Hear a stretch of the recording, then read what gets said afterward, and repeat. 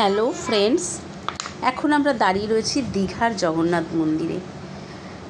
এটা হচ্ছে মন্দিরের প্রবেশদ্বার, আর এখানে আমরা লাইন দিয়েছি মন্দিরের ভিতরে প্রবেশ করার জন্য।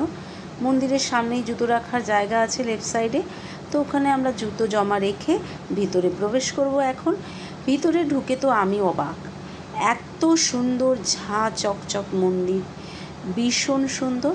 আর এটা মন্দির থেকে অনেকটাই দূর, মন্দির চত্বরে। আমি মন্দিরের বাইরে দিয়ে এটা দেখাচ্ছি।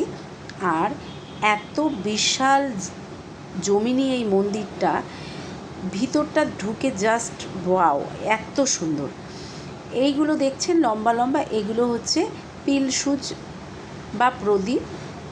আর মেন মন্দিরে আমরা এখন প্রবেশ করব। মেন মন্দিরটা আমি ঘুরে দেখানোর চেষ্টা করলাম। দেখুন কত সুন্দর কারুকার্য, ভীষণ সুন্দর। আর মন্দির চত্বর একদম নিট অ্যান্ড ক্লিন, পরিষ্কার, ঝাঁ চকচকে, সুন্দর আলোকসজ্জায় সজ্জিত।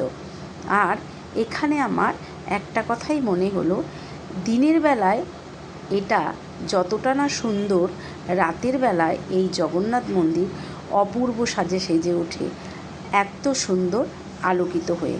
আমার তো ভালো লাগলো, আপনাদের কেমন লাগলো জানাবেন।